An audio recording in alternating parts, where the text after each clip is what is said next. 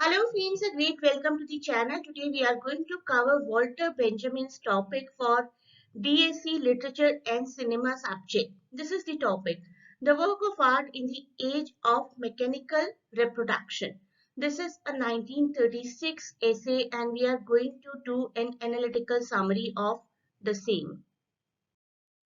Always do write about the writer first, the lifespan, and some introduction about him. For this person, you can write he was a German Jewish philosopher and cultural critic and essayist.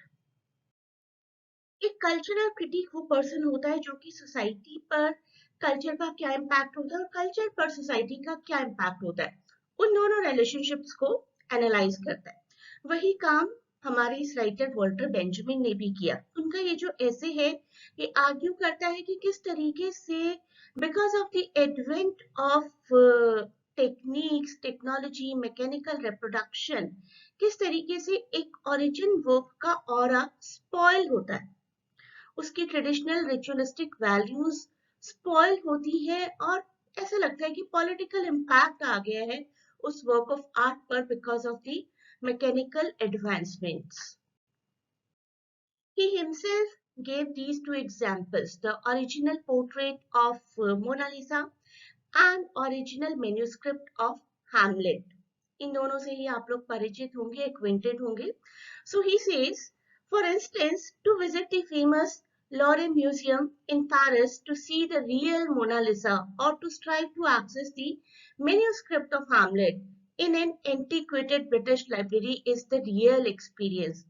तो real experience real enjoyment real fun कब होगा इन दोनों ही cases में जो उन्होंने example दिए जब आप इसका रियल फर्स्ट इंप्रेशन देखेंगे not the copy what mechanical reproduction does is to substitute the singular authoritative text a literary work or painting for example with a multiplicity of copies आज की डेट में हम लोग हैमलेट की book खरीदें या फिर मोनालिसा की painting we are not going to buy the original हाँ वो ये कहते हैं कि कॉपीज की वजह से कॉपीज बड़े इजीली हो जाती है मैकेनिकल रिप्रोडक्शन बड़े इजीली हो जाती है तो अवेलेबिलिटी सबके लिए होती है लेकिन वो जो ओरिजिनल का एक ऑरा होता है वो बहुत जल्दी स्पॉइल हो जाता है अगर कोई अपने हाथ से पेंट करके किसी पेंटिंग को बना रहा है that is a different thing and the painting is being copied because of the technical advancements that spoils the fun.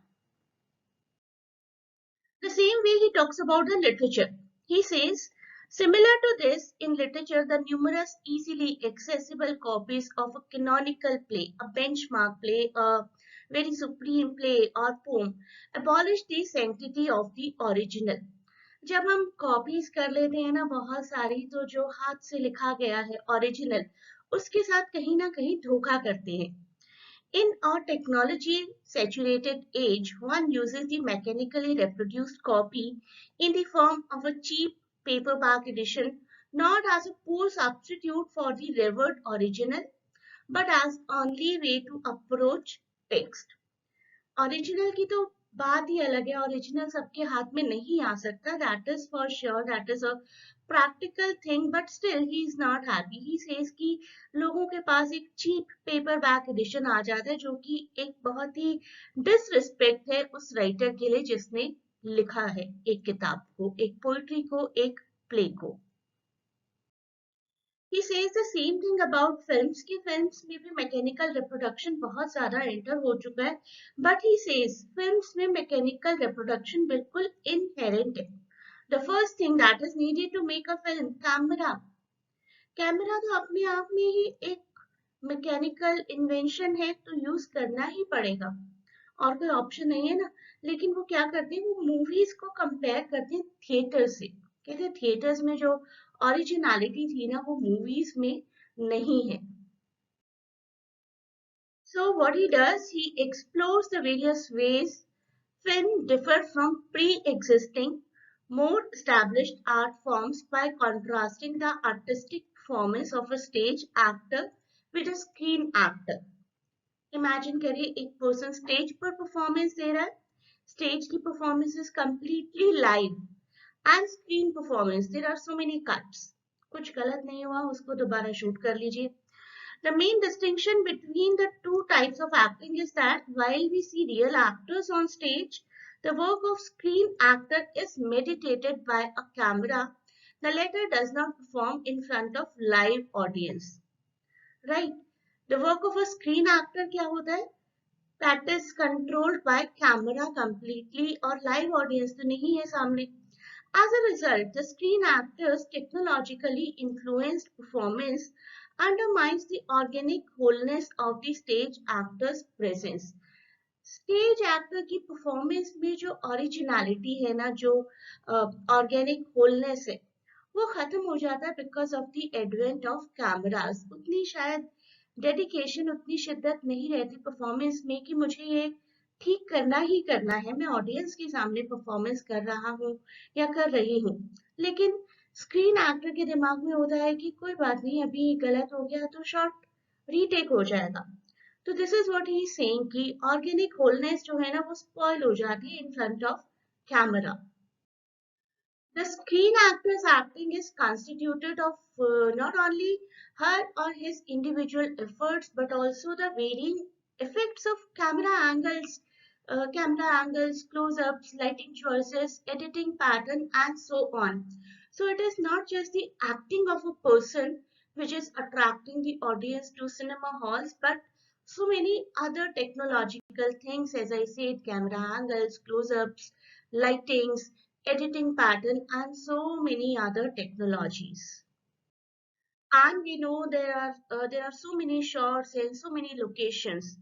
Shots are frequently filmed at several times and several locations, then edited during post production to create the final product. ये scene अच्छा नहीं लग रहा, ये location अच्छी नहीं लग रही है, let us shoot it again, and उसके बाद हमें फाइनल प्रोडक्ट मिलता है. सब चीजें रिफाइन की जाती हैं इन पोस्ट प्रोडक्शन यूजिंग टेक्नोलॉजी. लेकिन ये सब एक थिएटर में तो नहीं होता. Since screen acting undermines truth और लाइफलाइकनेस, one of the fundamental creative ideals of realist naturalist theater is it is largely centered on artificiality. तो he says कि screen acting जो है ना, that is not a natural acting, that is based upon artificiality, that is technology. And this is a quote by him about movies. You also please write the same quote in between your answer and do not change a word of it. He says, in place of lifelikeness, cinema gives us a technologically generated effect of reality. और इस reality को क्या कहते हैं? A thoroughgoing permeation, that is combination of reality with mechanical equipment.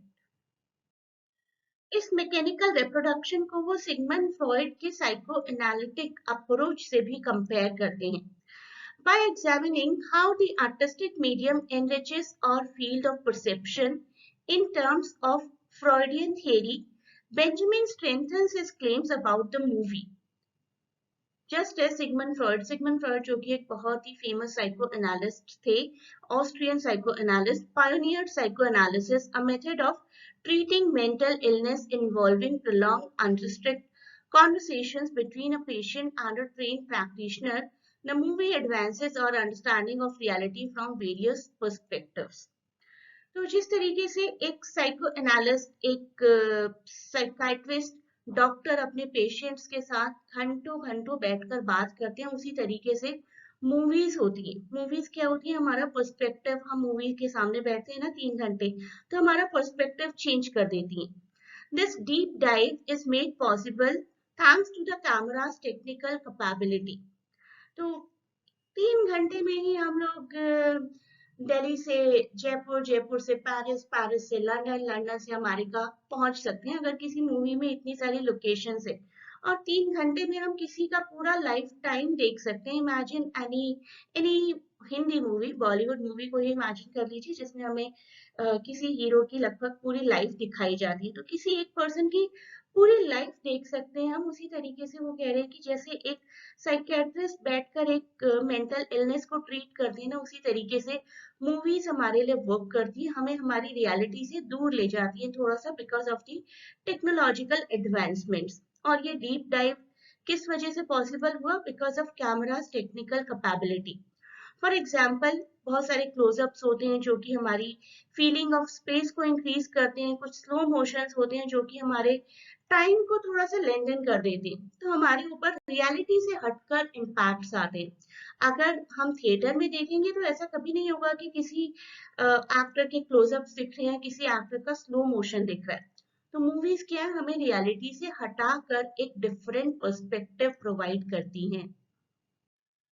This is the conclusion. Let me tell you the meaning of this word first. Aestheticization. Aestheticization होता है कि किसी चीज को ब्यूटिफाई करना, something that appeals to your eyes, something that appeals to your ears, जो आपको देखने में सुनने में कुछ अच्छा लगता है, live, that is aestheticization. और ये ऐसे क्या करता है, this essay continues to play a significant role in understanding how technology contributes to de-aestheticization of the artwork in modernity. जो एक रियल एस्थेटिक सेंस होती है ना एक वर्क की, वो कहीं खोकर रह जाती है बिकॉज ऑफ टेक्नोलॉजी। अब वो एक वर्ड यूज करते हैं, ऑरा। ऑरा जो कि एक वर्क की पहचान है। आई थिंक हर प्लेस में, हर ऑब्जेक्ट में, इवन हर पर्सन का एक ऑरा होता है, एक फील होता है। कुछ कुछ लोग भी होते हैं ना कि उनको देखकर अपने आप ही बहुत खुशी होती है, और कुछ लोग ऐसे होते हैं हम जानते भी नहीं है लेकिन देखकर अच्छा नहीं लगता, वो उनका ऑरा होता है। So according to Benjamin, technological advancements have made it simpler to replicate works of art. Replicate मतलब copies बन जाती हैं। He contends that the replication component has caused art to lose its original moral value, that of ritual tradition and originality. Her work की कुछ characteristics, कुछ features होते हैं, उनकी कुछ रिचुअल, ट्रेडिशन, ओरिजिनलिटी होती है जो कि वो कैरी करते हैं ओरिजिनल वर्क में। This value is what Benjamin refers to as an artwork's aura. और ये ऑरा कौन कम कर देता है, रेप्लिकेशन, क्योंकि एक मोनालिसा की ओरिजिनल पेंटिंग की लाखों कॉपीज हो जाती है, that too quicker, easier and cheaper, and as a result ritualistic value was replaced with exhibition value. अब आप घर घर में मोनालिसा की पेंटिंग देख सकते हैं, not the original one of course. He contains that when aesthetics lose their aura, art will inevitably become wholly and completely political. Art जो है वो करंट पॉलिटिकल सिनेरियोज के फेवर में जाएगी, आर्ट की ओरिजिनलिटी जो है ना वो बिल्कुल खत्म हो जाएगी। I hope you like the video. Whatever question you get from this particular topic, you can write down all your understanding और highlight करिए कुछ important points को, कुछ important quotes को. And please provide me your valuable feedback in comments. Thanks for watching. Best of luck for exams, and please do not forget to share and subscribe the channel.